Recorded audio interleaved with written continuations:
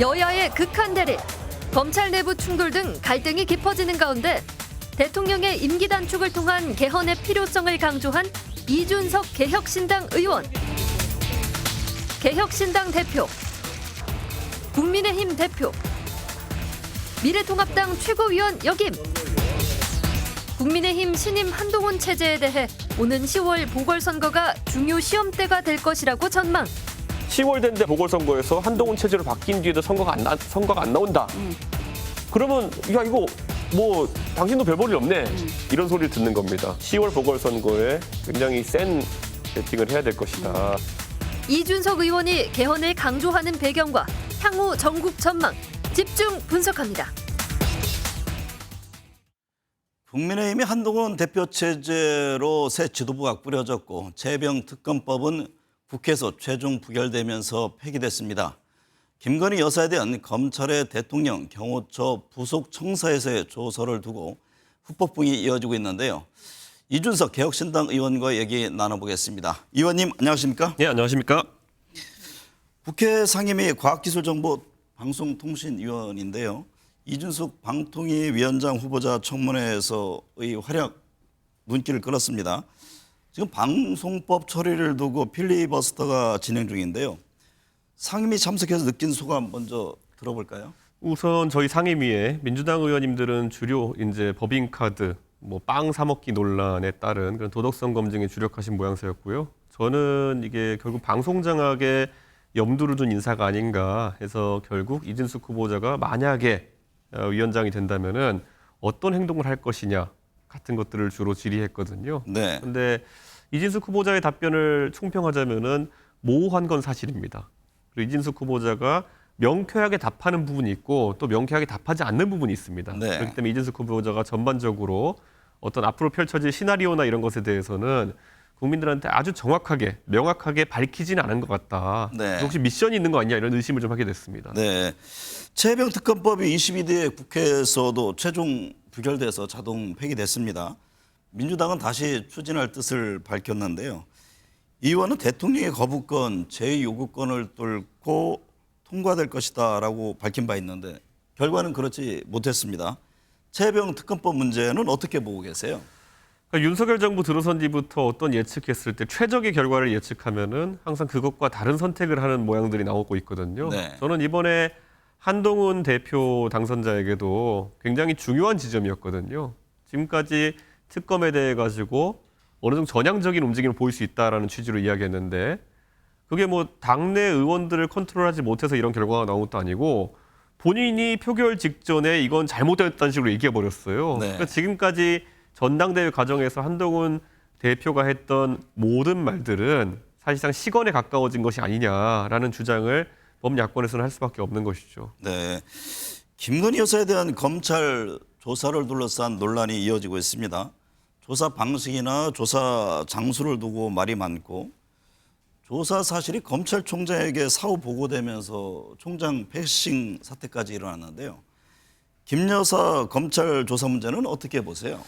저는 처음에 이걸 딱 들었을 때는 뭐 그렇다 영부인이면은 어느 정도 보안을 지켜 수사하는 것도 방법이겠다 이런 생각을 했는데 네.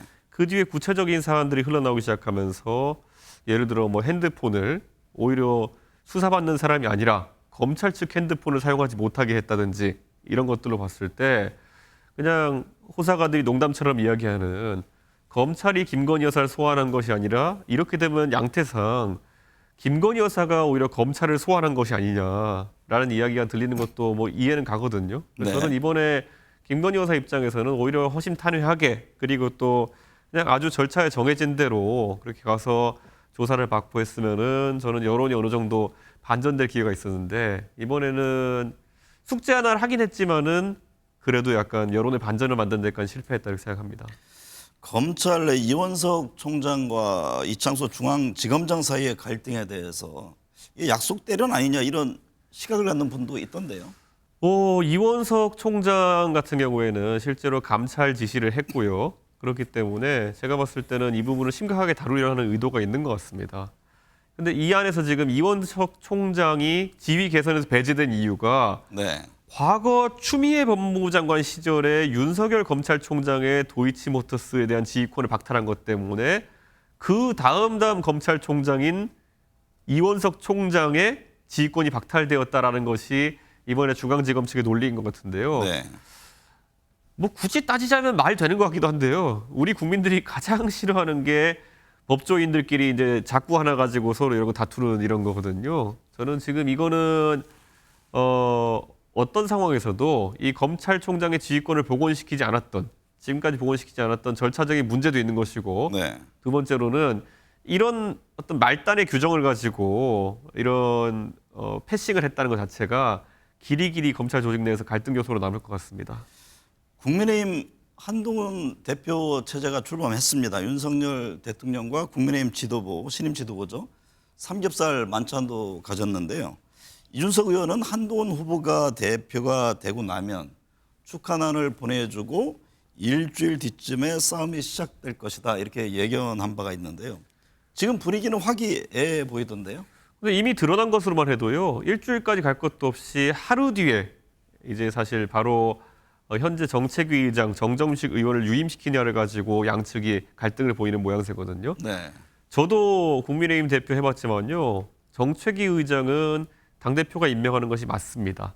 그리고 그 안에 보면은 원내대표와 협의해가지고 이제 임명한다로 돼 있는 규정은 혹시라도 당대표가 정책적 역량이 떨어지는 사람을 넣어가지고 정책이 원활하게 다뤄지지 않을 때를 대비해가지고 원내대표랑 상의하라는 거지. 네. 원내대표가 어떤 비토권을 가지고 당대표의 정치적 권한을 막아서라는 게 아니거든요. 그렇기 때문에 저는 이거는 제가 말씀드리자면은 이거는 한동훈 대표 측이 밀어붙이는 게 맞다. 네. 예, 정정식 의원도 그리고 본인의 의사겠습니까? 그 자리에서 버티는 것이. 정점식 의원이 언제부터 정책 전문가였습니까? 네. 원래 검사 출신이시고 한데 저는 이거는 정점식 의원이 스스로 물러나는 게 이 모양새를 정리하는 데 아주 중요할 것이다. 이렇게 봅니다. 박근혜 전 대통령 탄핵 이후 국민의힘 대표의 임기를 보니까 이준석 의원이 가장 오래 버텼더라고요. 일각에서는 이준석 대표 체제 때와 다르다. 이준석과 윤석열, 한동훈과 윤석열 관계가 다르다 이런 진단을 하던데요. 향후 당정 관계 어떻게 전망하세요? 이렇게 봅니다. 제가 당대표직을 가장 오래 유지했던 이유는 제가 저에게 주어진 선거들을 다 승리로 이끌었기 때문입니다. 정당은 다른 거 없습니다. 중간고사, 기말고사가 결국 선거입니다.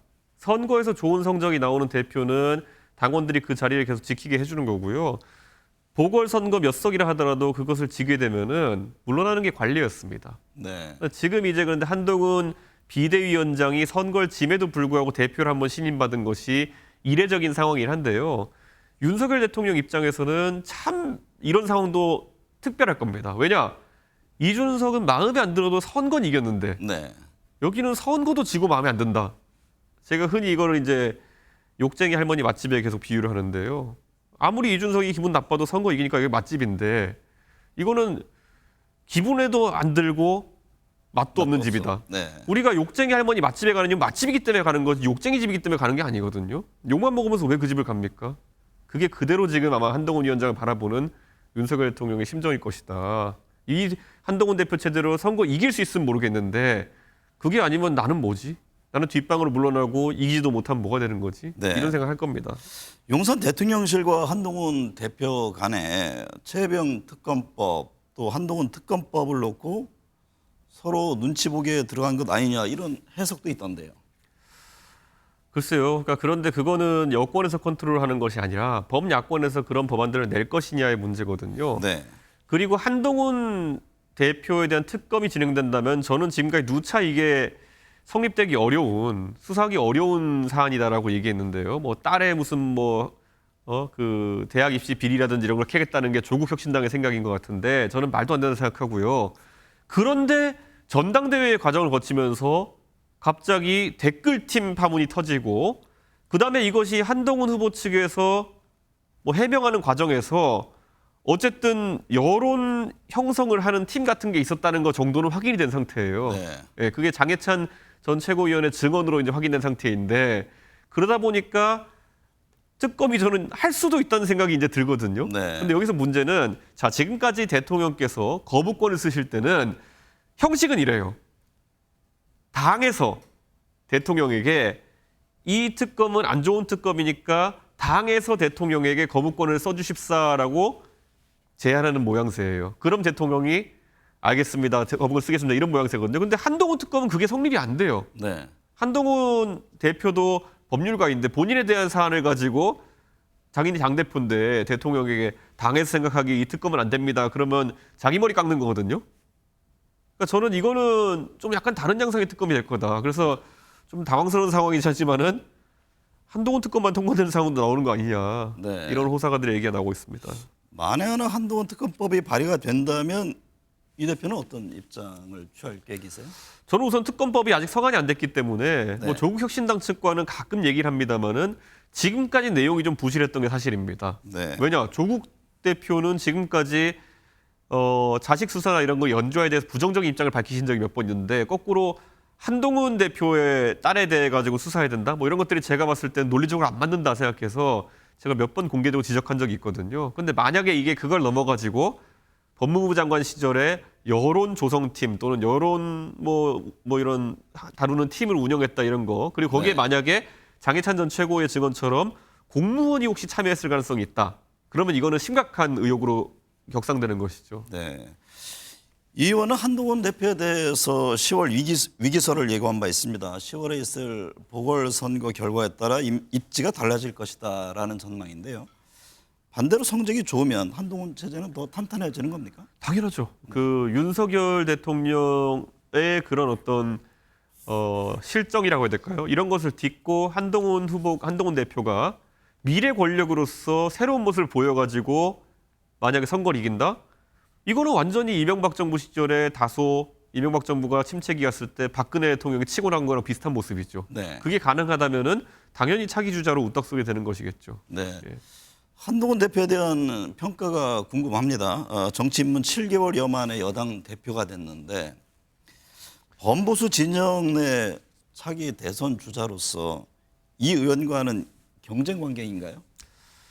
저의 대체제가 될 수는 없습니다. 어떤 영역에서는. 네. 그렇기 때문에 서로 다른 영역에서 뭐 강점이 있다든지 이렇게 하는 관계일 텐데요. 한동훈 대표가 지금까지는 사실 이미지 정치를 해온 게 사실이거든요. 그리고 그 이미지 정치로 매우 중요한 선거에 장수로 나섰다가 대패한 것도 사실이거든요. 네. 그럼 이제부터는 실질적인 정치를 어떻게 하냐의 문제거든요. 더 이상 이제 뭐 던킨 도너츠 들고 무슨 닭 들고 사진 찍고 뭐 이런 거 갖고 안 되는 상황이거든요. 선거 때는 시장 같은 데 가면요. 알아서 당협에서 동원하니까 빨간 옷 입은 사람들 모이고 그러죠. 지금은 선거도 없지. 그다음에 지금 당대표가 원내도 아니지 이러다 보니까 당장 하루 떼거리 하는 게 힘든 상황이 올 거예요. 지금 당장 당선되고 나가지고 솔직히 별로 뉴스가 없잖아요. 지금 네. 새로울 만한 뉴스들이. 그래서 아마 한동훈 대표 입장에서는 치고 나가는 게 굉장히 관건이 될 것이다.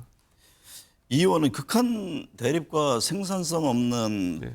정치하지 말고 임기단축 개헌을 하자고 제안했습니다.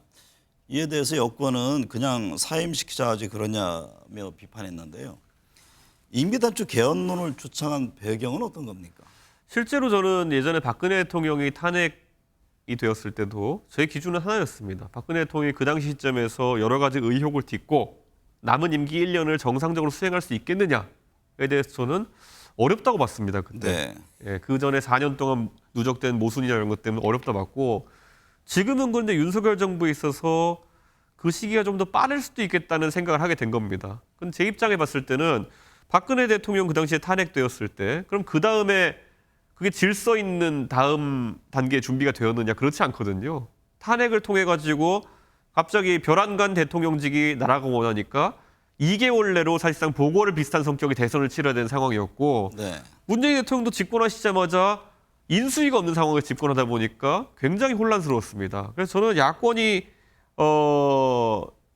준비해야 될 거는 결국에는 이게 왜 자꾸 이런 일이 반복되느냐. 구조적인 모순이 존재한다는 걸 이제 정치권이 받아들여야 됩니다. 네. 그래서 저는 여권에서 생각해 봐야 되는 것이 어쩌면 이게 박근혜 대통령 개인의 윤석열 대통령 개인의 심각한 문제가 아니었을 수도 있습니다.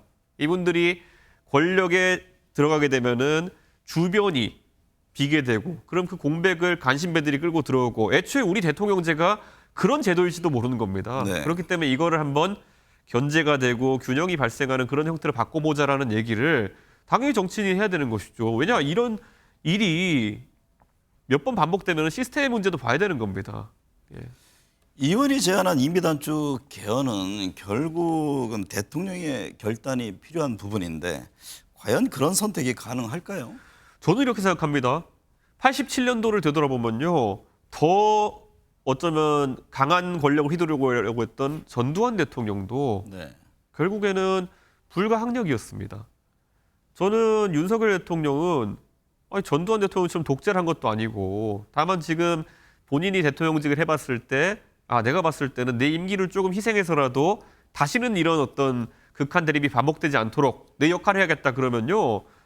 저만 해도 윤석열 대통령의 그런 어떤 희생적인 자세에 대해 칭찬할 겁니다. 그거는. 네, 지금까지 그런 결단이 쉽지 않다고 사람들이 생각하는 만큼 네. 그 결단을 하게 되면 대단한 겁니다. 그거는. 네. 최근 집값이 크게 오르고 있습니다. 유승민 전 의원은 집값 급등을 막아내지 못하면 윤 정권은 무너질 수 있다 이런 경고도 했는데요. 세금 정책과 관련해서 정부는 상속세 완화안을 내놓은 바 있고 지금 종합부동산세 또 금융투자소득세 세제 정책을 놓고 정치권에서 지금 갑론을박입니다. 부동산 시장이라든가 세금 문제 등 경제를 바라보는 시각이 궁금합니다. 저는 금투세 문제 같은 경우에는 지금 자산소득을 거의 갖기 어려운 네. 그런 젊은 세대에 있어가지고 굉장히 충격으로 다가오는 것이고요. 그러다 보니까 영원히 이 경제적 계급을 뛰어넘지 못하게 하는 그런 세금이 되지 않을까라는 우려가 있습니다. 그렇기 때문에 저는 지금보다도 훨씬 더 점진적 시행의 형태를 취하는 것이 옳다. 저는 이런 생각을 하고요. 세율을 단계별로 조정해 나가면서 올리는 것이 가능할 것이다 이렇게 보고 부동산은 양날의 검이긴 하지만요. 지금 부동산 가액 자체도 문제지만은 네. 더 큰 문제는 결국 빚내서 집 산 젊은 세대가 상당한 레버리지를 끼고 집을 산 상태인데 집값이 내려도 깡통이 되는 것이요. 거기에 더해서 최근에 이자 부담이 거의 2배씩 늘었습니다. 그러다 보니까 가처분 소득이 거의 지금 과거에 비해 가지고 집을 갖고 있는 사람들이 100만 원씩 떨어지고 이런 부분도 있어요. 저는 그렇다고 한다면은 이자율 관리를 오히려 더 잘해야 되는 것이다 지금. 네. 그런 생각, 그게 젊은 세대가 더 중요하게 생각하는 부분이다 이렇게 봅니다. 미국 대선을 바라보는 시각도 궁금한데요. 바이든 대통령이 후보직에서 물러나고 카멜라 해리스 후보가 미국 대선 후보가 돼서 지금 트럼프 전 대통령과 맞붙게 됐는데요. 어떤 점을 주목하고 계세요? 미국 대통령 선거는 어쨌든 간선제이고 주별로 선거인단이 있기 때문에 우리가 보는 것보다는 주별 선거인단 배치가 어떻게 되는지 잘 봐야 됩니다. 그래서 소위 경합주라고 하는 스윙 스테이트라는 곳들 중에서 저는 이제 미국 중부, 중북부 지역에 있는 지금 시카고를 중심으로 일리노이주를 중심으로 해가지고 위스콘신, 그다음에 뭐 미시간 이런 주들, 오하이오 이런 주들의 움직임이 굉장히 중요해진다 이렇게 분석하는데요. 사실 민주당이 아직까지 바이든 대통령의 불출마 선언 이후에 다 결집한 게 아닙니다. 네. 그래서 빌 클린턴 대통령 부부 같은 경우에는 해리스 후보에게 지지를 보내는 모양새지만은 오바마 부부는 어제쯤부터 움직이기 시작했거든요. 네. 근데 아까 말했던 그 주요 경합주, 원래 일리노이 시카고가 오바마 대통령의 본거지입니다. 그렇죠. 그래서 오바마 대통령이 움직였을 때 만약에 그 5대5 연ян에 있는 주들이 움직인다면은 해리스 후보가 상당히 지지세를 더 확보할 수 있을 거로 보이고요. 그게 아마 관건일 거로 보이고 저는 아시아계 처음 나오는 아시아계 후보, 그러니까 인도계 후보라는 것도 어떻게 작동할지 봐야 되는데요. 미국에 은근히 인도 출신의 그런 미국인들이 많거든요. 한 500만 명 정도 되는 걸로 추산되고 있는데요. 그 표심이 어떻게 동작할지도 봐야 됩니다. 네. 얼마 전 예능 프로그램에서 집을 공개했습니다. 집에서 요리를 해먹는 뭐 편안한 일상적인 모습으로 시청자들에게 다가갔는데 왜 놀랐다 뭐 이런저런 반응들이 많이 나오대요. 우리 저희 동탄에 연예인들이 많이 이제 온 건 거의 처음일 겁니다. 네. 한두 명씩 이렇게 오고 이랬는데 이번 MBN에서 가보자고라고 이렇게 진행한 예능에서 안정환 선수라든지 아니면 뭐 홍현희 씨 같은 유명한 개그맨이라든지 김가연 씨 뭐 이런 분들 다 이제 와가지고 굉장히 그분들 보고 놀랐어요. 연예인들 보고. 네. 그래서 뭐 그 방송 내용을 보면은 홍현희 씨 같은 경우에도 실물 미모가 대단하신데요. 이렇게 사람들이 놀라기도 하고 이런 것도 있는데 하여튼 동탄 지역의 홍보에 있어가지고 저는 동탄의 국회의원으로서 할 수 있는 역할을 다 할 거고요. 실제 지금도 이 시사 방송이지만은 방송 보시는 분 중에 혹시 젊은 부부 아니면 또 자식분들 또 이렇게 살 곳을 찾는 분들 있다면요. 동탄 이신도시 한번 방문해 보시고 판단하시는 것도 좋을 것 같습니다. 네, 역시 지역구 또 자랑 많이 하시네요. 예. 네. 폭우와 폭염으로 여름 나이가 만만치 않은데 정쟁을 이어가는 정치권을 보면 불쾌지수가 더 높아지는 것 같습니다. 새롭게 꾸려지는 여야 새 지도부는 부디 정치 본령인 대화와 타협의 길로 갔으면 합니다. 오늘 함께해 주셔서 감사합니다. 예, 감사합니다.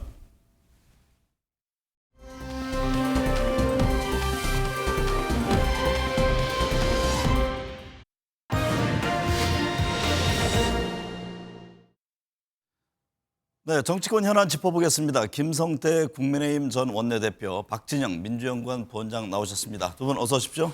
예. 안녕하세요. 안녕하세요. 김성태 대표님, 지난 예. 25일 야당이 발의한 해병대 특검법 제의 표결 때 국민의힘에서 4명의 이탈표가 나왔습니다. 여당 지도부는 일부 의원의 착오가 있었던 것 같다라면서 안철수 의원의 찬성표 말고 나머지 3명은 모두 실수다 이런 입장을 냈는데 동의하십니까?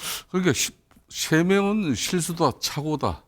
본인이 이제 그걸 적극적으로 또 추경호 당시 원내대표를 찾아가 가지고 해명을 했어요. 네. 그러니까 뭐 국민의힘 원내 차원에서 이걸 뭐 색출해내고 어떤 그런 과정을 거친 게 아니라 자진해서 아 이건 내가 이렇게 실수를 했다 이런 판단이었다 뭐 이런 해명을 했기 때문에 그걸 액면 그대로 이제 받아들일 수밖에 없는 상황이지만은 이 정치라는 것은 정치는 자신의 의지가 명확히 상대 내지는 때로는 대중 그러니까 국민들이 이해하고 판단되어지는 어떤 그런 상황이 되지 않으면은 그는 별로 의미가 없는 거죠. 그래서 보통 이런 결과가 나오면은 회색 지대 내지는 회색 분자라고 이렇게 하지 않습니까? 네.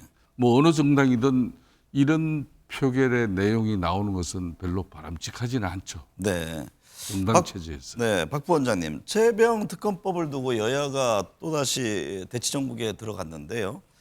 지금 3번째입니다. 민주당은 어떤 방해에 굴하지 않겠다면서 더 강화된 특검법 발의를 강조하고 있는데 특검법 통과를 위해서 한동훈발 제3자 특검 추천안에 대해서도 고민하고 있다면서요? 한동훈 대표죠. 이제 대표가 후보 시절에 법원이 특검을 추천하는 방법에 대해서도 검토해 보자라는 이야기를 그쪽에서 먼저 꺼냈으니까요. 네. 그 부분에 대해서 명확하게 법을 한번 내봐라. 아마 그런 입장이 있는 것 같고요. 실제로 민주당 내에서는 뭐 상설 특검 이야기도 나오고 있고, 그다음에 또 좀 더 이 지난번 특검과 변형된 실제는 확대된 법이겠죠.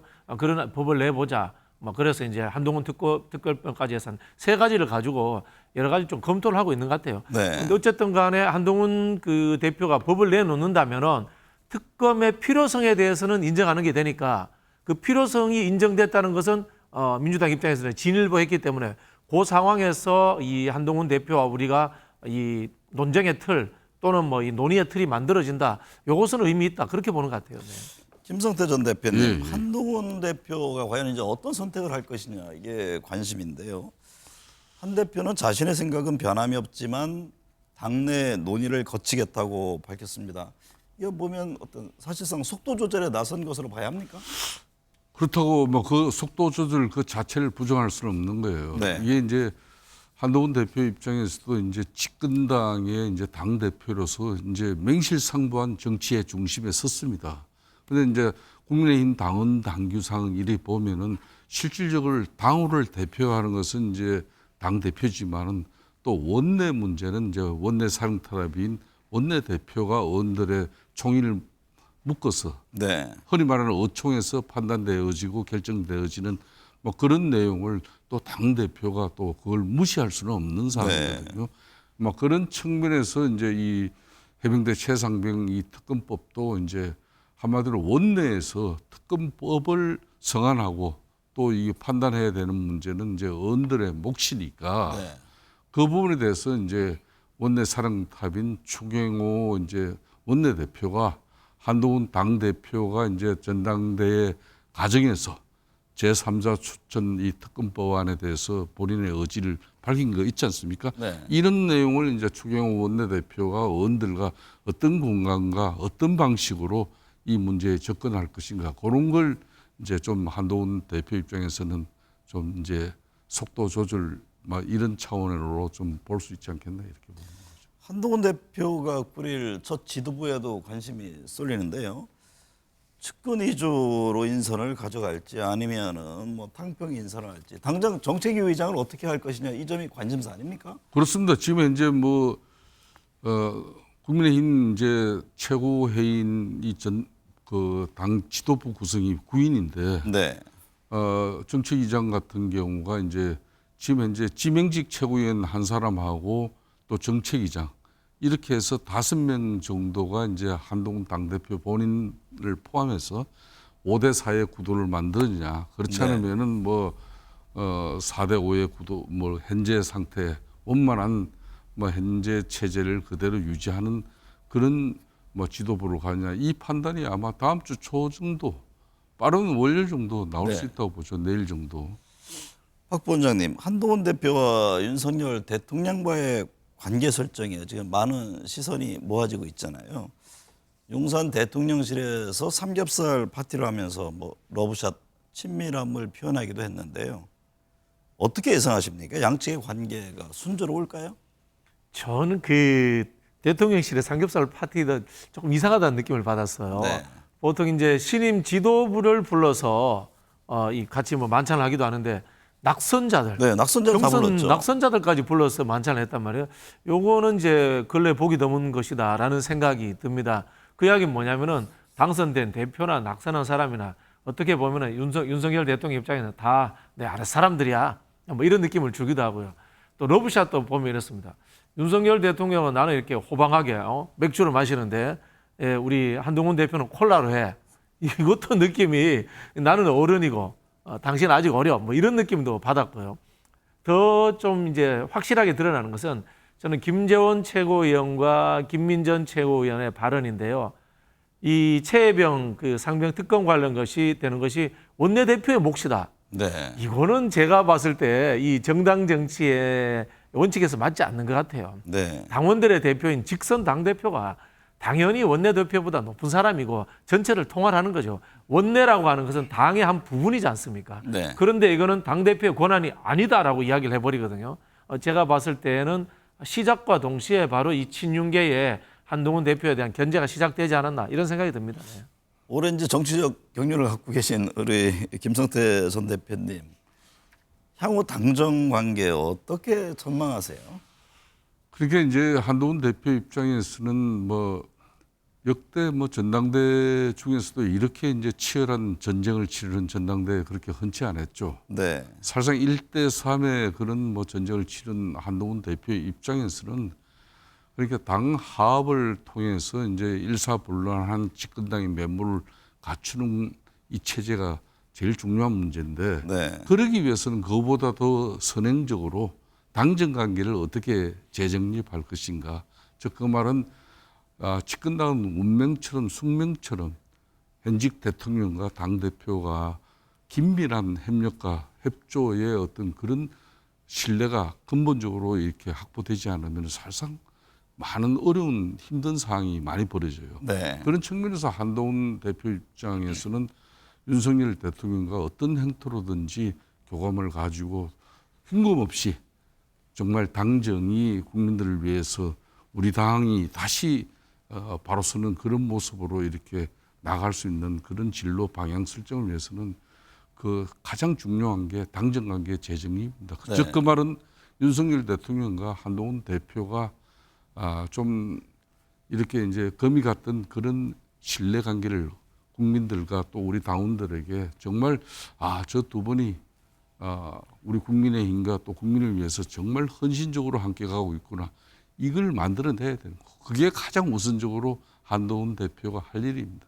그러니까 정부 여당으로서는 당연한 말씀인데 이제 그게 과연 가능할 것이냐 이 부분에 대한 그러니까 관심이. 많은 언론인들이나 특히 뭐 기자들, 국민들, 우리 당원들도 그걸 네. 걱정해요. 네. 그런 걱정을 불식시키면서 이제 민생 해난 그러니까 지금은 정치가 정책을 듣고 있지 않습니까? 그렇죠. 이 정치가 정책을 뜯고 있는 이 상황을 극복하는 길이 집권당과 정부가 국민들에게 이제 인정받을 계기입니다. 네. 그걸 위해서는 이제 아무래도 이 어려운 숙제를 한동훈 대표가 저는 풀 수 있다고 보고 있습니다.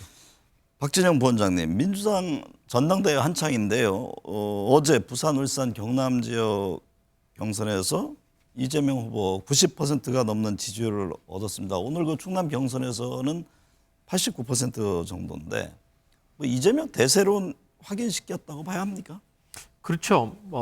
일각에서는 이재명 쪽으로 너무 이제 원탑으로 쏠리는 게 아니냐. 네. 뭐 이런 비판도 있습니다만은 이재명 대표의 개인의 입장에서는 사실 뭐 51대 49로 이기는 걸 억지로 짜맞출 수도 없는 거지 않습니까? 네. 아니 당원들이 좋아하는 걸 어떻게 하겠습니까?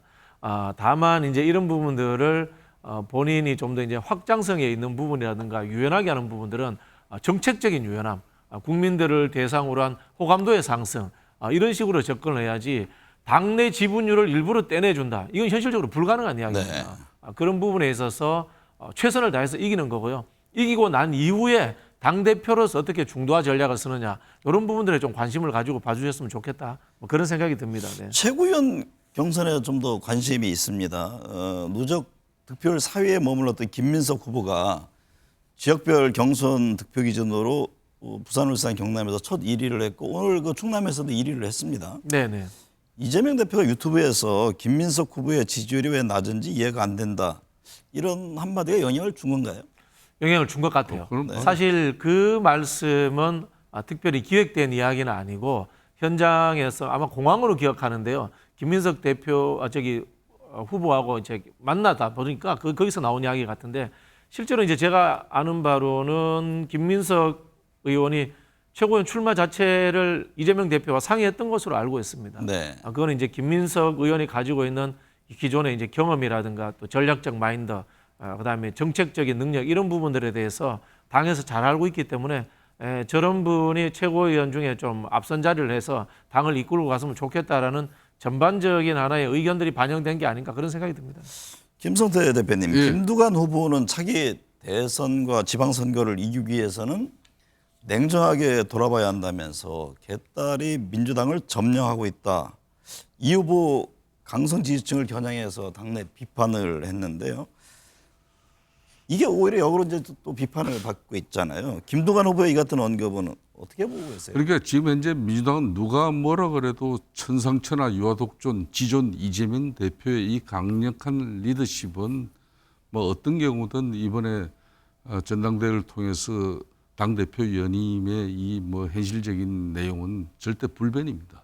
다만 이제 김두관 이제 후보 같은 저런 목소리는 이제 2027년 이제 그때 대선에서도 지금처럼 이렇게 우물 안에 개구리로 그러니까 우리들만의 잔치로 이재명 잔치로 이렇게 계속 끝나는 이런 또 당 체제 운영으로 앞으로 이제 큰 선거에서 우리가 이길 것이냐 이런 뭐 현실적으로 고민 어린 입장을 이제 밝히는 건데 문제는 뭐 저런 내용을 그 할 이야기를 하고 있지만은 당원들이나 또 이제 국민들이 뭐 저 목소리는 아주 작은 목소리로 그냥 치부해 버리니까 계속 이재명은 90%대의 고공 지지를 받으면서 보나마나한 이 전당대회 결과를 이미 예측해 볼 수 있는 것이죠. 네. 뭐 그런 측면에서 이제 과거 이제 민주당은 이제 DJ가 가장 강력한 그런 리더십을 갖춘 그런 뭐 체제였습니다만은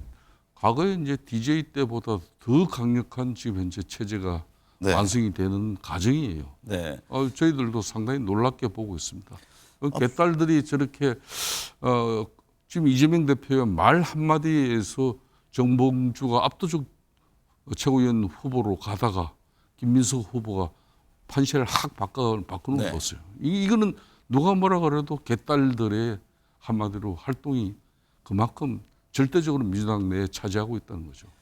박진영 부원장님, 앞서도 언급을 했습니다만 이재명 후보의 종합부동산세, 금융투자소득세 완화 이 입장에 대해서 지금 민주당 내에 다양한 의견들이 나오고 있습니다. 일부 네네. 의원들은 또 반발하기도 하는데요. 이재명 후보가 중도층을 겨냥한 우클릭 아니냐 이런 해석도 나오던데 당내 분위기는 어떻습니까? 아직은 뭐 갈등 상황 정도까지는 아닌 것 같은데요. 네. 저는 뭐 개인적으로 이런 것들은 논란이 있을수록 좋다. 좋은 갈등이다. 네. 뭐 이런 생각을 가지고 있습니다. 말씀하신 것처럼 이재명 대표가 지금 전당대회에 좀 압도적이기 때문에 전당대회 이후에 중도 확장 전략, 그리고 또 비호감도를 떨어뜨리는 어떤 이미지 메이킹의 새로운 모습 이런 것들을 구상을 하고 있는 것 같아요. 그런 측면에서 저는 종부세와 금투세 완화 이야기가 나온 것 같은데요. 물론 제가 봐도 이제 민주당 내에 뭐라고 합니까? 노동 없는 불로소득에 대한 이 과잉된 혐오를 가진 분들이 있어요, 분명히. 네. 예를 들자면 이제 부동산이라든가 금융자산을 가지고 소득이 생기는 것에 대해서 불편해하는 뭐라고 표현해야 될까요? 좀 과거 좀 근본주의적인 진보 성향 이런 분들이 있는 것도 사실입니다. 네. 그러나 이게 현대 이 글로벌화된 이 자본주의에서 맞지 않는 것도 있지 않습니까? 그런 부분에서 저는 좀 유연하게 바꿀 필요도 있다라는 생각도 들고요. 또 그럼에도 불구하고 그런 분들이 민주당에 오랫동안 뿌렸기 때문에 이분들의 의견을 또 완벽히 무시할 수도 없어요. 네. 결국은 저는 이런 부분에 있어서는 정답이 존재하는 것이 아니라 균형감 있는 절충점, 균형감 있는 절충점이라는 것은 민주당의 정체성도 지키고 그다음에 이른바 또 표도 가져올 수 있는 좀 확장성, 유연함 이런 것들까지 동시에 보여주는 하나의 어떤 균형점에서의 이 뭐라고 하면 그걸 찾아야 되지 않나 뭐 그런 생각이 듭니다. 그리고 또 중요한 거는 정책뿐만이 아니라 이렇게 노력한다라는 이미지를 만드는 것 이게 또 더 중요하다는 생각이 듭니다. 사실상 저희 네. 국민의힘 입장에서도 뭐 이재명 대표가 이렇게 전당대회를 통해서지만은 그래도 우클릭을 통해서 이제 종부세 이런 네. 검투세 이런 부분에 또 영역은 이거는 국민의힘 보수 진영에서 누가 뭐래도 뭐 가장 확실한 입장을 가진 그런 영역을 보는데 그것까지 치고 도는 것은 그러면 앞으로 이제 노동 뭐 여성 사회 인권 뭐 이런 부분에 지금 민주당 우위적 그 지금 현재 위치에서 상당히 이거는 이제 자유민주주의 체제와 그리고 이제 뭐 자유시장 경제 부분에 대해서도 이제 민주당이 자신감을 가지려고 하고 있는 거기 때문에 이 부분에 대해서는 우리 보수 우파 진영 국민의힘이 절대적으로 긴장해야 되는 거죠. 네. 국회 법사위에서 윤석열 대통령 2차 탄핵 청원 청문회가 열렸습니다. 김건희 여사의 도이치모터스 주가 조작 의혹, 명품 가방 수수 의혹 등이 주제였는데 김성태 대표께서 어떻게 보셨습니까? 이런 거는 하지 말아야죠. 네. 저는 왜 이게 지금 이제 아무리 거대 입법 권력을 손에 쥔 민주당 입장이지만은 더군다나 이제 이 법사위에서 이제 이런 일이 벌어지고 있는 거 아닙니까? 법사위는 국회에서도 상원이에요. 상임위 중에 상원이기 네. 때문에 이 법사위가 단독으로 이런 정치적 행위를 자꾸 이제 벌여나가면서 국회가 파행되어지고 국회가 원색적으로 마타도를 하는 그런 뭐 양상이 계속해서 전개해진다 그러면 이거는 결론은 상급 이 분립이 된 이 한마디로 입법부의 품격이나 위상이나 모든 부분에서 행편없이 이제 국민들에게 이제 저질 국회로 평가받을 수밖에 없는 것이에요. 그러니까 이런 사실상 지금 현실적으로 윤석열 대통령 탄핵 2차 그 청원 청문회라는 그 빌미로 이렇게 법사위에서 이렇게 닥달없이 그냥 이런 행위, 정치적 행위하는 이게 정치적 행위거든요. 네. 그것도 일방적으로, 그것도 자당의 뭐 법사위 위원들의 그런 언정수 우위를 가지고 그러면 이는 한마디로 파행이 갈 수밖에 없는 것이고 이는 한마디로 국민들에게 이런 보여주는 쇼입니다. 네. 쇼를 언제까지 할 거냐 이거예요. 박 부원장님은 어떻게 보셨어요? 김건희 여사, 모녀, 이원석 검찰총장 등 핵심 증인들은 뭐 예고했던 대로 참석을 하지 않았습니다. 네. 이유 없는 반항은 없습니다. 이제 초반율이 이런 사자성어도 있는데요. 결국 윤석열 대통령 부부 때문에 법사위가 이런 일들을 할 수밖에 없는 상황이 된 겁니다. 디올백 안 받았으면은 이 논란이 없었을 거 아닙니까, 그죠? 그렇게 해서부터 저는 출발이 된다 이런 생각이 드는데요. 이원석 총장이 직접 이런 이야기를 했습니다. 법 앞에 모든 사람은 평등하다라는 이야기를 했기 때문에 저는 이원석 총장이나 김건희 여사가 청문회에 참여하는 것이 맞다 이런 생각이 들고요. 이 그 청문회라든가 법사위에서 만들어지는 행동들이 보수 진영에서 보면 불편할 수 있습니다. 그러나 이것조차도 헌법 26조에 있는 국민청원권이라는 헌법적인 규정에 의해서 진행이 된 거고요. 또 네. 국회법에 있습니다. 그렇기 때문에 저는 평등하게 모두가 출석해야 된다라는 말씀을 드리고 싶고요. 이참에 저는 오히려 더 역으로 국회의 권위를 높이기 위해서 저는 청문회법이라든가 또는 국회 회의 방해죄라든가 이런 부분들을 강화할 필요가 있지 않나 그런 네. 생각까지 듭니다. 네. 김 여사에게 명품 가방을 선물하면서 촬영한 최재형 목사가 증인으로 나왔는데요. 김 여사가 금융위원을 임명하는 것을 목격했다. 장차관 인사는 한동훈 당시 법무부 장관과 조율한 것으로 인지했다. 이런 발언을 해서 논란입니다. 국민의힘이 즉각 반발하면서 법적 조치 시사했죠. 그러니까 최재형 목사가 이제 민당 중심의 법사위에서 이런 청문회 정인으로 출석해가지고 그런 정치적 또 발언을 서슴지 않고 하고 있지 않습니까? 그렇게 유도한 것이고 만일 디올백 받은 게 문제라서 이렇게 국회가 청문회를 통해서 이 문제를 해결할 수밖에 없고 국민들에게 이게 국회의 도리라 국회에서 할 일이다 이러면은 검찰 수사는 왜 하는 것이죠? 디올백 받은 게 문제라면은 그래서 문제라서 지금 검찰 수사를 하고 있는 거 아닙니까? 네. 그럼에도 불구하고 이거는 현직 대통령과 현직 또 영부인을 갖다 국민들에게 망신 주기 위한 이 정치 쇼를 국회 입법 권력을 손에 쥔 민당 그것도 상원인 한마디로 법사위에서 이렇게 그 수많은 민생 경제 해남 법안들 산적해 있는 법안들은 1소위 2소위 다 넘겨놓고 지금 한여름 낮잠 재우고 있으면서 이런 정치적인 쇼만 벌리고 있는 게 이게 정상적인 정치 국회의 모습은 아닌 것이죠. 네. 그렇기 때문에 저는 지금이라도 최재형 목사 이런 분들 불러가지고 그분 혼자의 일방적인 주장을 마치 기정사실화시켜 나가는 그런 국회의 이 참 권능이라는 것은 정말 국민들에게 형편없어 보이는 것이니까 이런 정치쇼를 통해서 대통령과 또 대통령 영부인을 국민들로부터 이렇게 멀어지게 하려고 하고 그런 뭐 정치적 행위는 뭐 소정의 성과를 낼지는 모르지만은 결코 바람직한 일은 아니다 이렇게 보는 거죠. 김건희 여사가 지난주에 변호인을 통해서 사과 의사를 밝혔습니다. 직접 한 것은 아니고 변호인이 기자회견한 것도 아닌데 검찰 조사에서 사과 의사를 밝힌 것을 사과로 볼 수 있느냐 이런 또 지적도 나옵니다. 사과 문제는 어떻게 보셨어요? 누가 극단적으로 이런 표현 썼더라고요. 아니 김건희 여사는 왜 입이 없습니까? 직접 사과 안 하세요? 이런 이야기 했는데 사과할 의사가 있으면 직접 국민들 앞에 나와서 사과를 해야죠. 그래야지 어느 정도 좀 종결이 된다 이런 생각이 들고요. 제가 보기엔 사과 안 할 거라고 봐요. 사과한다는 것은 결국은 검찰 조사라든가 경찰 조사를 앞으로 제대로 받겠다는 뜻으로 국민들에게 읽혀지기 때문에 끝까지 저는 사과하지 않고 이 부분에 대해서는 뭉개고 가려고 할 것이다. 그러면은 결국은 이 국회라는 곳이라든가 법사위를 통해서의 정치적 논란은 갈등은 더 커지는 겁니다. 네. 제가 앞에서도 계속 말씀드리지만은 이 흉측한 모습이라고 누군가 비판을 했습니다만은 이 흉측한 모습의 원인 제공자는 결국은 김건희 여사입니다. 네. 외교안보 좀 살펴보겠습니다. 미국 대선이 지금 세 판이 짜여졌습니다. 김 전 원내대표님, 트럼프 대 해리스, 해리스 대 트럼프 이 경합을 벌이고 있는데 향후 누가 되든지 한반도 안보 지형에 적지 않은 영향을 줄 것이다 이런 진단들이 나옵니다. 그렇습니다. 러시아, 중국의 지금 현재 상당히 아주 미국 대통령 선거에 대해서 큰 지금 현재 역대 가장 이렇게 동서 냉전 이후에도 가장 큰 관심이에요. 네. 당연히 지금 한반도의 외교 안보적인 측면에서도 트럼프가 되느냐 해리스가 되느냐에 따라서 우리 정부 특히 우리 대한민국의 안보에 대해서도 상당히 심각한 판단을 해야 될 내용들이 너무 많죠.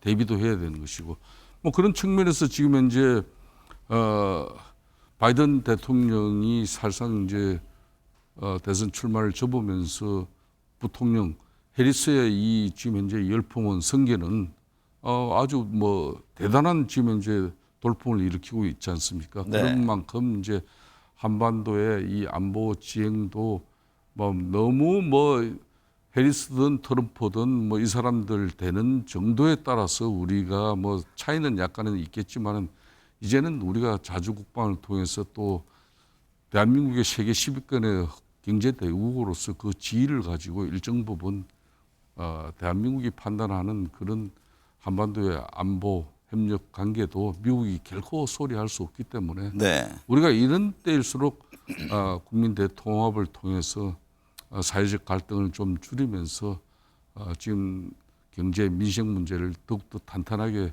우리 정치가 해결해 나가는 그런 모습을 보일 때라고 저는 생각하고 있습니다. 박진영 부원장님, 다른 나라의 외교장관이 인사를 하는데 대사가 무시한다. 이게 외교적 결례인데 이런 일이 벌어졌습니다. 아세안 관련 외교장관 회의 때 저녁 만찬 자리에서 조태열 외교부 장관이 북한의 리영철 주 라오스 대사에게 말을 걸었는데 뒷짐지고 딴청을 부렸습니다. 이유가 뭘까요? 현재 이제 남북 관계를 상징적으로 보여주는 거죠.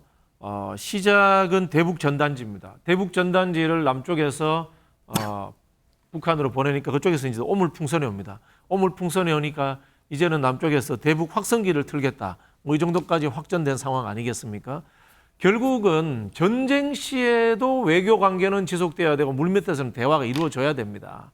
이런 상황이라면은 저는 뭐 북한을 우리가 당연히 비판해야 되겠습니다만 우리 정부 역시 왜 물밑 대화를 시작하지 않느냐라는 비판을 저는 면할 수 없다 그런 생각이 듭니다. 네, 김성태 전 대표님, 인사조차 나누지 않은 경색된 남북 관계 속에 우리나라 이번 아세안 회의에서 러북 밀착에 맞서는 안보 외교전을 펼치고 있는데요. 남북 문제는 어떻게 이렇게 여전히 대결군문으로 이어지는 겁니까? 그러니까 이제 러시아 북한 밀착 관계는 지금 뭐 우리 정부도 상당히 뭐 심각하게 상태를 보고 있지만은 중국 정부도 당국도 상당히 심각하게 이 문제를 보고 있죠. 네. 두 나라 다 아주 비정상적인 지금 국가, 특히 지도자의 국가 운영 체제가 국제사회 실서, 국제 평화를 깨뜨리는 이런 상당히 위험한 상황이거든요. 그러니까 우크라이나 전쟁에서 그 많은 민간인 희생과 또 도발을 통해 가지고 유럽 뭐 지형을 갖다 뒤흔드는 그런 위협을 서슴지 않고 있는 이 푸틴을 가장 중국도 그 일정 부분 거리를 두고 있는 걸 북한이 발걷어붙이고 도우면서 그렇게 해서 러북 관계가 이렇게 밀착되면서 그러니까 당연히 중국은 멀어지고 있는데 이런 때 우리도 지금 현재 뭐 그동안 문재인 정권 때 좀 소원해졌던 미국하고의 그런 안보 동맹적인 관계를 이제 아주 탄탄하게 회복시킨 마당이니까 이제 중국하고의 관계에도 새롭게 모색해 나가는 그런 애교 전략이 상당히 중요한 때죠. 네. 오늘 두 분 말씀 감사합니다. 예, 감사합니다. 감사합니다.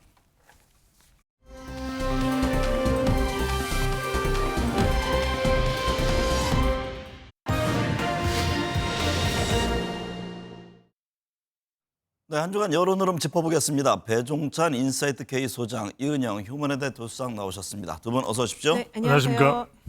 배 소장님, 윤석열 대통령 지지율이 갤럽에서는 소폭 하락했고 NBS에서는 소폭 상승했습니다. 네. 윤 대통령 지지율 흐름에 어떤 변화가 있었습니까? 아주 결정적인 변화 요인이 있는 건 아니고 그래도 MBS 4개 여론조사 기관의 이 결과에서 올라갔다는 것은 전당대회에 효과가 있었다. 그래도 결집되는 컨벤션 효과가 있거든요. 국민의힘 지지율이 올라가면서 지지층들 특히 이제 윤석열 대통령의 핵심 지지 기반인 대륙주, 대구 경북 또 60대 또 주부층에서 지지율이 조금 올라가면서 올라가는 현상 또 올라가지 않은 한국갤럽 조사 결과도 있으니까요. 본격적인 반등세일지 아니면 계속 박스권이 유지될지는 좀 더 지켜봐야겠습니다. 이은영 소장님, 갤럽 조사를 보면 긍정평가 이후로 외교가 올랐던데요.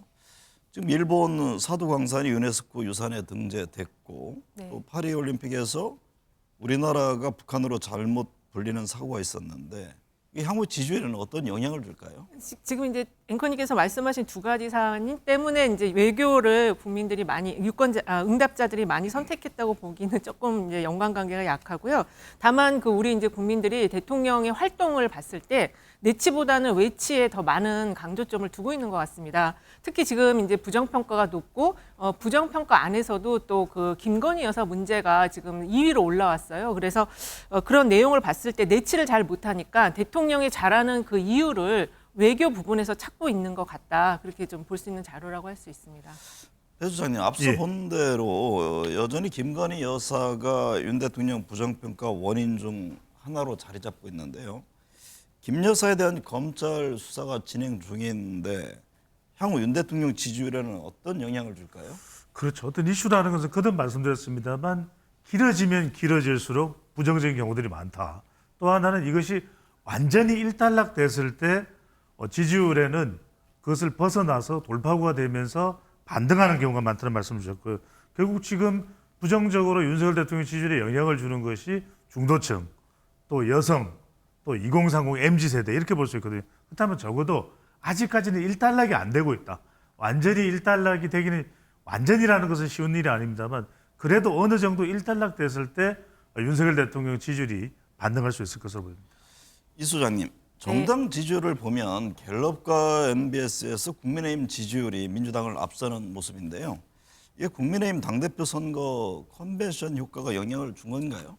상당히 이제 그 컨벤션 효과가 이제 그 행사 자체 이벤트가 이루어지는 과정에서 만들어지는 것도 있지만 특히 이제 그 지금은 경선에서 여론조사를 굉장히 이제 많이 하거든요. 이 국민조사도 반영하고 또 이 그 뭐 최고위원이라든지 이런 부분에서 이제 득표 결과라든지 이런 것들이 반영이 되면서 관심도를 높이는 과정에서 생기는 또 컨벤션 효과가 있습니다. 네. 특히 이제 전화를 대기하는 그 사람들이 있었기 때문에 거기에서 이제 지지율이 좀 같이 반등한 그런 흐름을 보이는 것도 있고요. 그리고 이번 그 국민의힘 경선은 내용적인 질적인 내용이 완전히 좀 달라요. 차기 후계 구조를 당원들이 직접 선출하는 그런 흐름이 나타났고 이러한 흐름이 영남권에서 결국에는 많은 득표율로 나타났기 때문에 그 민주당의 전당대회 컨벤션 효과와는 좀 질적으로 완전히 다른 흐름이 이어졌기 때문에 지지율이 더 높다 이렇게 볼 수 있을 것 같습니다.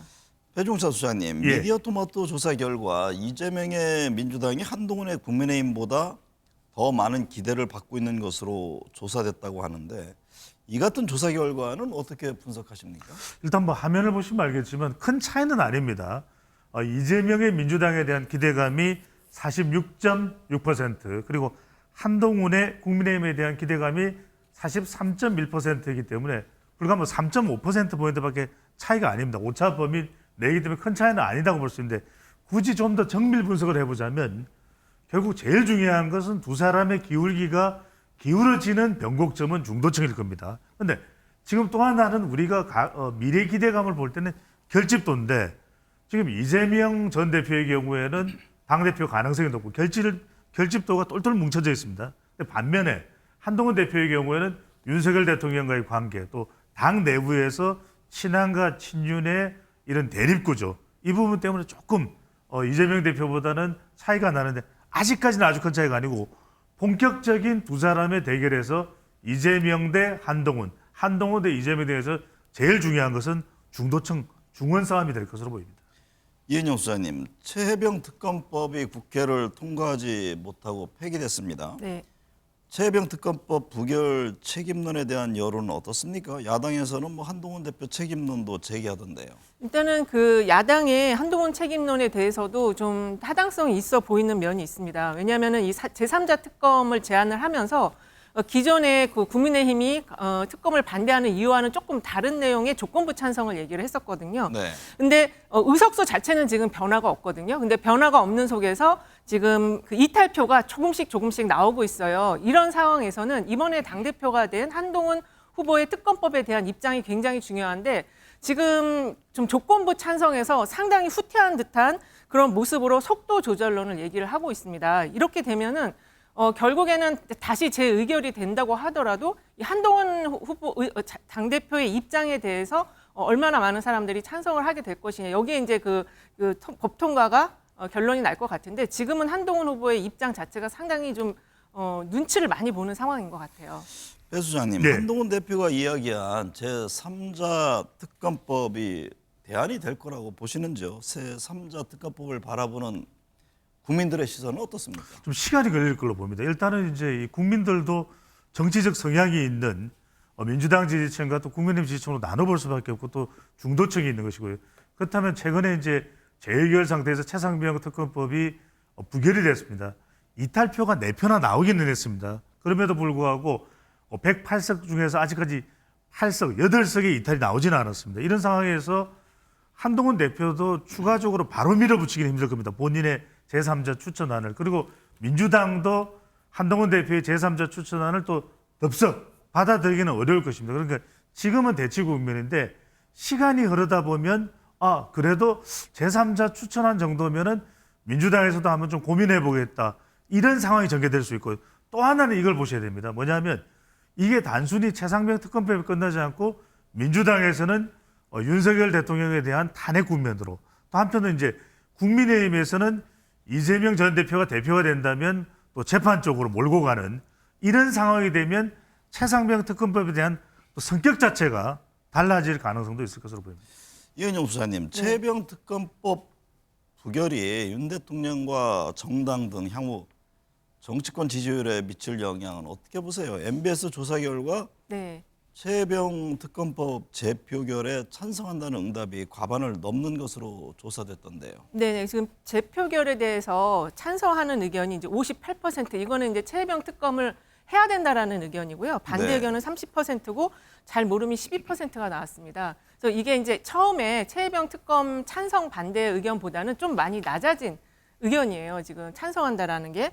그래서 이렇게 지금 이제 조금 낮아진 거는 제가 볼 때는 지금 이 공수처 수사가 진행되고 있는 속에서 이 특검법을 올리는 거에 대해서 근데 공수처 수사 속에서 지금 좀 괜찮은 내용들이 많이 나오고 있고 특히 그 800에 7070이라는 이 번호에 대한 좀 이전과는 다른 여러 가지 그 내용들이 지금 나오고 있어요. 대통령실에서 경호처로 이게 좀 바뀌었다라든지 또 이종호 그 분에 대한 전 인베스트 대표의 여러 가지 내용도 같이 나오고 있어서 차라리 이거 특검으로 가기보다는 조금 수사를 더 하는 게 낫지 않냐 이런 의견도 있는 것 같은데 근데 이게 민주당 입장에서 계속 지금 재의결을 하다가 이게 통과되지 않고 계속 재의결을 하다 보면 이게 민주당 입장에서도 지지율에는 긍정적인 효과를 주지는 못할 것 같거든요. 그리고 이게 이제 통과가 되었을 때 이게 이제 그 김건희 여사 특검과 병합이 된다든지 이렇게 되면은 또 국민의힘 지지율에도 굉장히 좀 부정적인 영향을 미칠 것 같습니다. 한동훈 후보가 당대표가 돼서 국민의힘을 이끌게 됐는데요. 예, 여론은 한동훈 대표에게 어떤 부분을 주문하고 있습니까? 변합니다.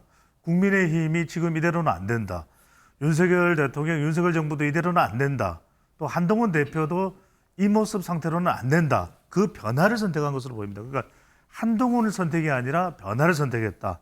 그리고 또 하나 중요한 것은 지금 대통령의 국정 운영 또 국민의힘의 경쟁력에 가장 중요한 두 가지 하나는 책임입니다. 제가 여러 번 말씀드렸는데 이게 윤석열 대통령 임기 내내 갈 가능성이 상당히 높습니다. 최상병 특검으로 대표되는 것이고 또 하나는 김건희 여사 수사. 근데 문제는 한동훈 대표가 윤석열 대통령과 대충돌을 하면서 이 문제를 해결한다? 그러면 더 어려워질 겁니다. 그러면 대립각이 아니라 차별화인데 이게 굉장히 어렵습니다.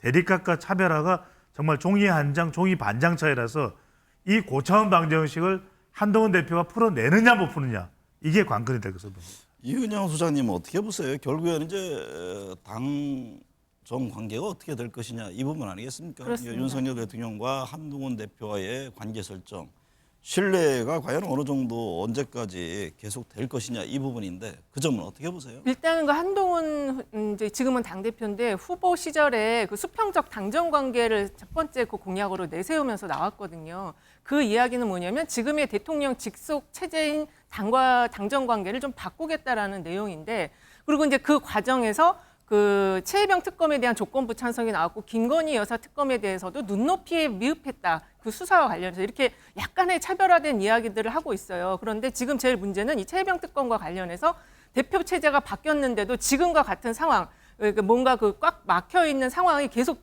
이어진다면 그거는 한동훈 대표에 대한 그 당심의 내용에도 부합하지 않는 내용이 될 수 있을 거거든요. 그래서 어쨌든 지금 한동훈 대표가 너무 지금 눈치를 봐서는 안 된다. 뭔가 이제 어느 순간에는 빠르게 결단을 해야 된다. 특히 최혜병 특검과 관련해서 좀 입장을 낼 필요가 있습니다. 배 소장님, 박근혜 전 대통령 탄핵 이후 국민의힘 대표 임기가 평균 377일이라고 하던데요. 한동훈 대표 체제 어떤 점이 가장 큰 변수가 될 것으로 보세요? 핵심은 저는 숫자다. 바로 지지율입니다. 네. 지지율이 많은 것을 이야기할 수 있습니다. 첫 번째로는 한동훈 대표에게는 정당 지지율입니다. 한국 갤럽 기준으로 한 40% 선 정도로 올려놓느냐 목표치가. 두 번째로는 대통령의 지지율입니다. 정당 지지율은 올라가는데 윤석열 대통령의 지지율은 디커플링 돼서 반대로 가고 있다. 그것도 엄청난 부담입니다. 그래서 한국 갤럽 기준으로 대통령의 지지율을 35% 이상까지 끌어올리느냐. 이것도 당에서도 해야 되는 일입니다. 마지막으로는 당 지도부인데 9명의 최고위원, 대표까지 포함입니다. 지금 5대4 만약에 정책위의장이 바뀌면 한동훈 대표의 영향을 받는 쪽이 자신을 포함해서 5명인데 이 지도부가 얼마나 통합이 되느냐. 그게 아니라 계속해서 견제구가 나오고 만약에 대선에 나갈 경우에 한동훈 대표의 임기도 한 1년 남짓일 겁니다. 그러면 얼마나 이 지표 숫자를 올려놓느냐가 중요할 것입니다. 이은영 소장님, 미디어 토마토 조사를 보면 민주당 전당대회 관심도가 높다는 의견이 과반을 넘었습니다. 네. 전당대회 관심도와 지지율 간에는 어떤 상관관계가 있습니까? 그러니까 일단 미디어 토마토에서 관심도 민주당 전당대회 관심 있다는 게 54.3 나왔고 관심 없다가 41.5 나왔는데요. 현재 이제 미디어 토마토에서의 민주당 지지율은 35.8% 정도가 나왔어요. 그래서 민주당 전당대회에 대한 관심이 있다라는 거는 아무래도 이제 그 지금 정치적 격변기 안에서 지금 제1야당, 거대 야당으로서의 역할에 대한 관심이 있다. 그리고 현재 지금 그 전국 자체가 굉장히 좀 좋지 않잖아요. 경제는 어려운데. 그래서 이런 부분에 있어서 이 야당 전대, 특히 지금 차기 유력한 대선 주자인 이재명 대표의 그 먹사니즘이라든지 이런 내용들이 얼마나 국민에게 잘 홍보가 되느냐. 이런 측면에서의 관심이지 않을까 이런 생각이 듭니다. 배 소장님, 민주당 전당대회는 당대표로 이재명 후보가 뭐 지금 압도적인 표를 얻고 있는 만큼 최고위원회 누가 될지가 더 관심이 쏠려 있다고 하는데요. 현재 여론은 어디를 향하고 있습니까?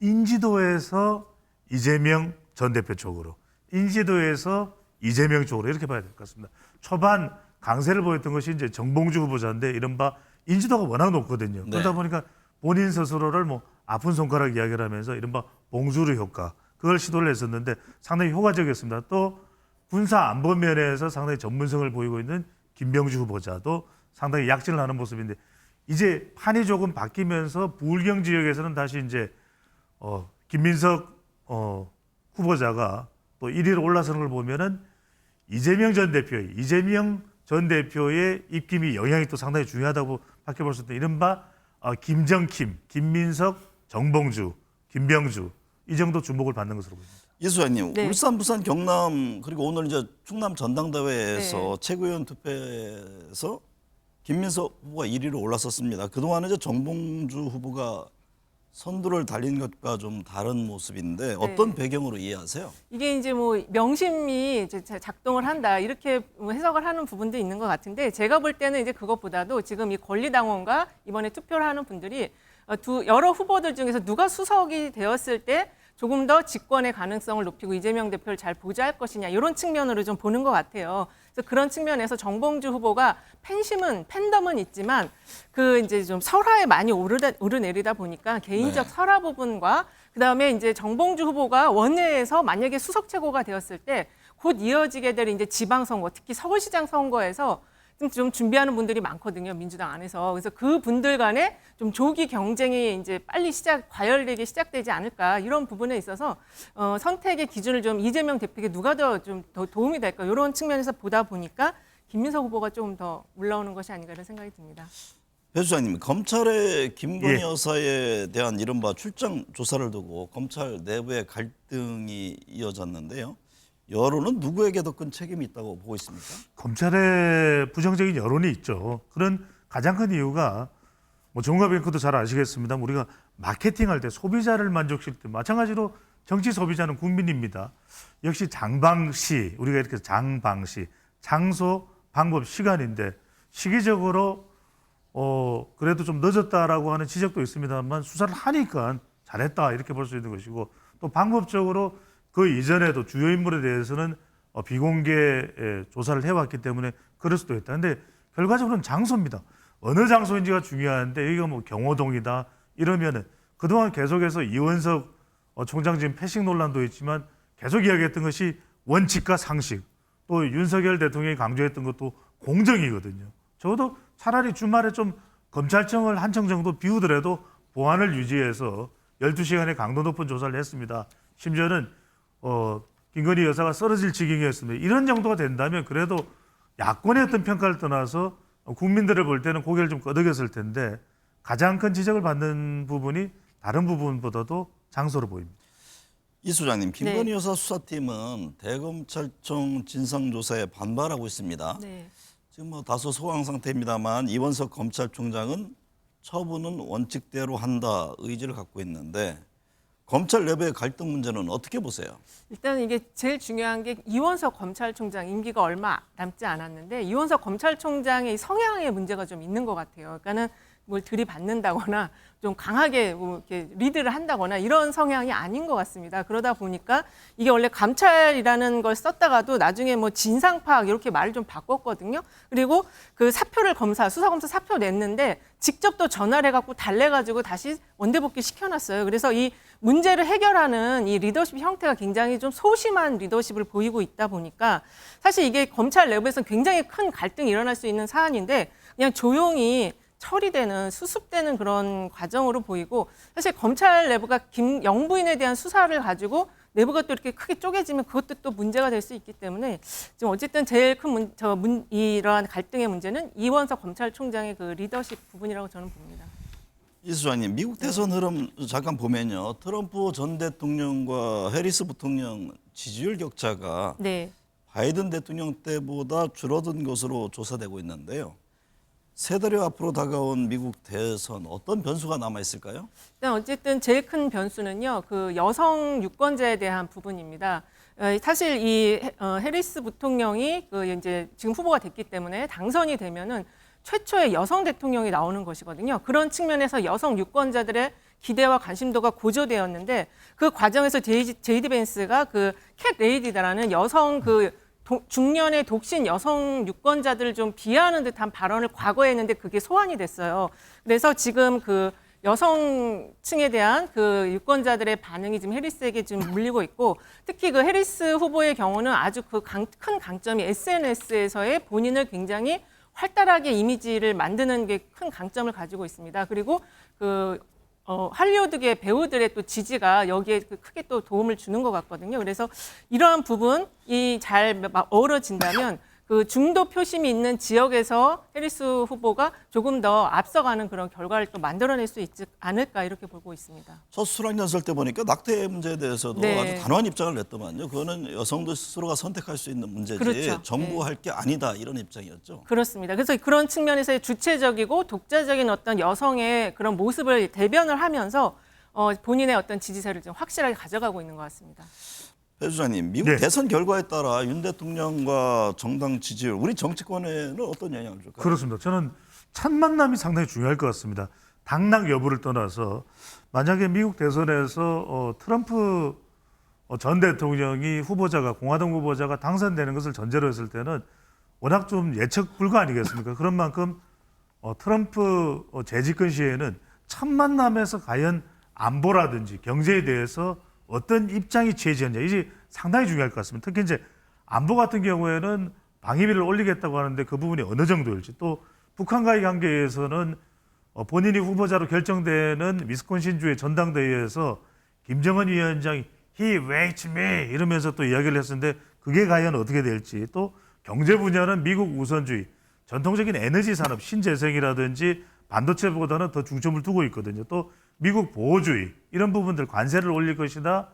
이런 부분들에 대해서 과연 우리 경제에 미치는 영향. 마지막으로 이제 정치 외교적인 부분인데 한미 동맹도 중요하겠습니다만 중국과 러시아의 관계 또 한미일 협력에 대해서 트럼프 재집권되는 경우에 어떤 입장일지 물론 트럼프가 아닌 경우에는 또 달라질 수 있습니다만 이런 부분들이 상당히 중요할 것으로 보입니다.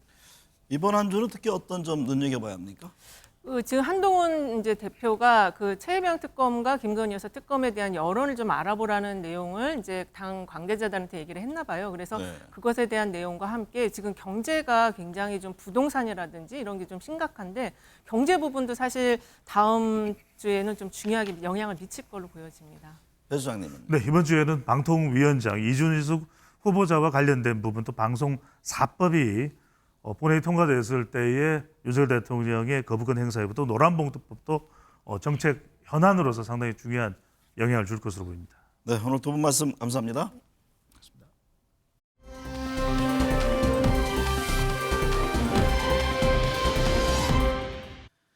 지구촌 축제인 제33회 하계 올림픽이 지난 26일 프랑스 파리에서 막이 올랐습니다.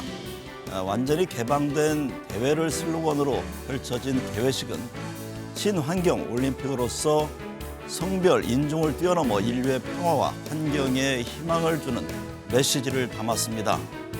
페어플레이 정신과 불굴의 의지를 갖고 우리 선수들이 그동안 갈고 닦은 기량을 유감없이 발휘해 주길 바랍니다.